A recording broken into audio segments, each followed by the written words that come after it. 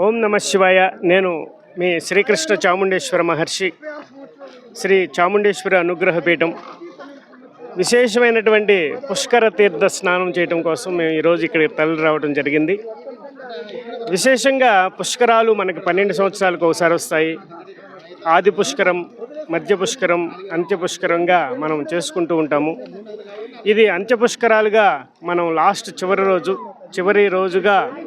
రోజులు అనమాట. ఇది 12 రోజులు మనం ఈ పుష్కర స్నానం చేయటం వల్ల మనలో విశేషమైనటువంటి కాస్మిక్ ఎనర్జీ ప్రవహిస్తుంది.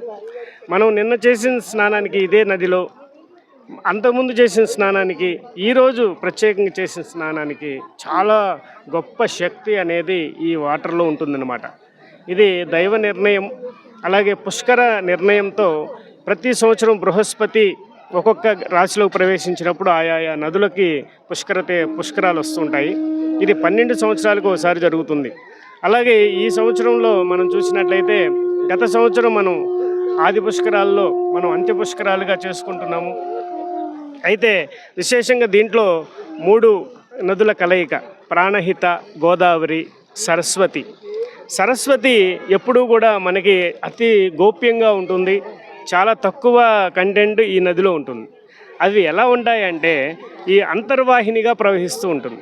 అయితే ఈ అంతర్వాహినిగా ఉన్నటువంటి సరస్వతి అమ్మవారిని మనం విశేషమైనటువంటి అభిషేకాలకి మేము వాడటం జరుగుతుంది. దానికోసం ఈరోజు మేము కలశంలో ఈ యొక్క నదీ తీర్థాన్ని పట్టడం కోసం కూడా రావటం జరిగింది. విశేషంగా అనుష్ఠానాలు చేసుకున్నాము, జపాలు చేసుకున్నాము. విశేషంగా పితృదేవతలకి ఆర్ఘ్యం ఇవ్వటం వల్ల విశేషమైనటువంటి ఫలితాలు వస్తాయి.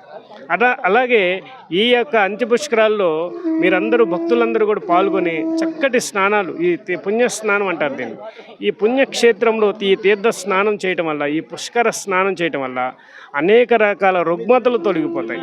అలాగే ఎన్నో సమస్యలకు పరిహారాలు చేస్తుంటాం కదా, అవన్నీ కూడా ఈ యొక్క నదీ స్నానంతోనే మనకు వచ్చేస్తాయి. కాబట్టి చక్కగా భక్తులందరూ ఇంకా మనకి 12 రోజులు చక్కగా ఉన్నాయి. తప్పకుండా అందరూ విశేషంగా వేలాది మంది తరలి వచ్చి, ఎందుకంటే ప్రభుత్వం వారు చాలా చక్కటి ఏర్పాట్లు చేశారు. కాబట్టి చక్కగా క్రమశిక్షణగా వచ్చి ఇక్కడ ఓన్లీ స్నానం మాత్రమే చేయాలి. ఈతలు కొట్టడం, అలాగే సబ్బుతో స్నానం, అలాగే షాంపూలతో స్నానం చేయటం, అలాగే మూత్ర విసర్జన, మల విసర్జన, ఉమ్మి వేయటం, ఇలాంటి దోషాలు. కాబట్టి అలాంటివి చేయకుండా చక్కగా భక్తి శ్రద్ధలతో వచ్చి మీరు కనీసం ఈ నదిని చూడటానికి రండి, అలా తాగడానికన్నా రండి. కనీసం ఈ స్నానం చేయడానికి అయితే వస్తే ఇంకా మంచిదని నేను కోరుకుంటున్నాను.